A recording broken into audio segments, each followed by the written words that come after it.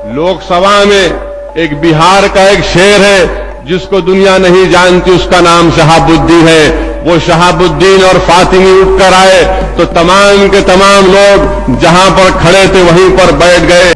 देश के जाने माने नेता असदुद्दीन ओवैसी का ये बयान काफ़ी पुराना है। दरअसल हैदराबाद में एक कार्यक्रम को संबोधित करते हुए ओवैसी साहब ने लोकसभा का एक किस्सा बता रहे थे। इस दौरान ओवैसी ने बताया कि लोकसभा में जब कुछ बीजेपी सांसद मेरी तरफ बढ़ रहे थे तब संसद में मौजूद तब के सीवान से सांसद शहाबुद्दीन ने उनकी रक्षा की।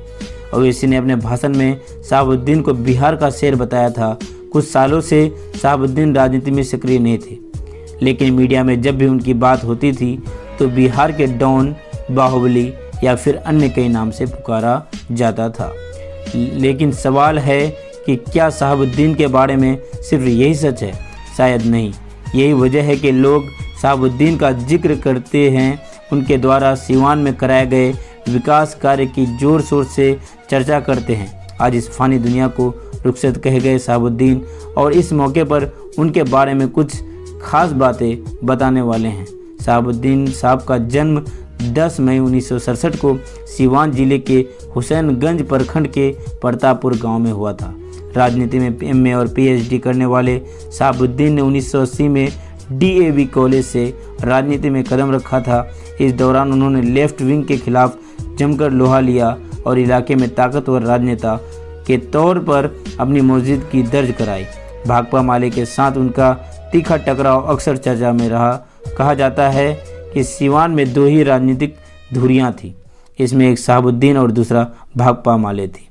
राजनीति में एंट्री की बात करें तो शहाबुद्दीन सीवान के विधानसभा में पहुंचे थे। सबसे कम उम्र के जनप्रतिनिधियों हुआ करते थे।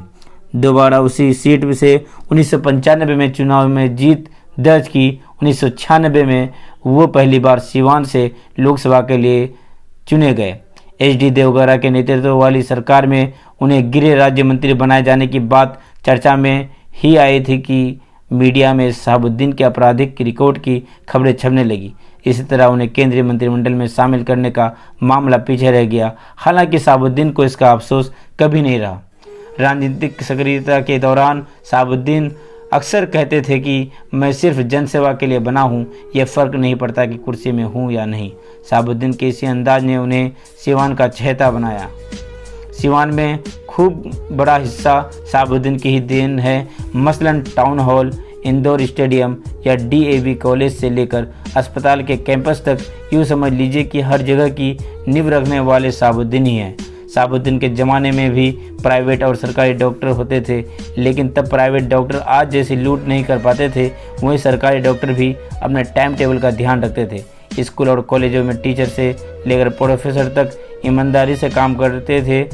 शहाबुद्दीन के ज़माने में नकल पर भी ज़बरदस्त नकेल कसा गया था। तब के सांसदों में खुद परीक्षा हॉल में बैठे रहते थे। उनका ये तरीका कईयों को पसंद आया, लेकिन पढ़ने वाले लोग आज भी उनका ये कदम को शानदार कदम मानते हैं। खास बात यह है कि शहाबुद्दीन की अपनी अदालत थी। इस अदालत में चंद मिनटों में लोगों की समस्या सुलझ जाती थी और लोग खुश होकर लौटते थे। कहते हैं कि इनकी अदालत से कभी कोई निराश होकर नहीं गया। शहाबुद्दीन के पास जो भी समस्या आती थी उसे वो अपने तरीके से सुनते थे। इसमें अन्य अन्याय करने वाले को तकलीफ होती थी। पत्रकारों ने पूर्व सांसद के कार्यकाल को देखा और समझा। वो मानते कि शहाबुद्दीन बेहद दबंगई अंदाज में अपनी बात रखते थे और राज्य सरकार से लेकर केंद्र सरकार तक अपनी बात मनवा लेते थे। ये वजह है कि लोगों ने उन्हें पसंद किया और शहाबुद्दीन रॉबिन हुड जैसे बन गए।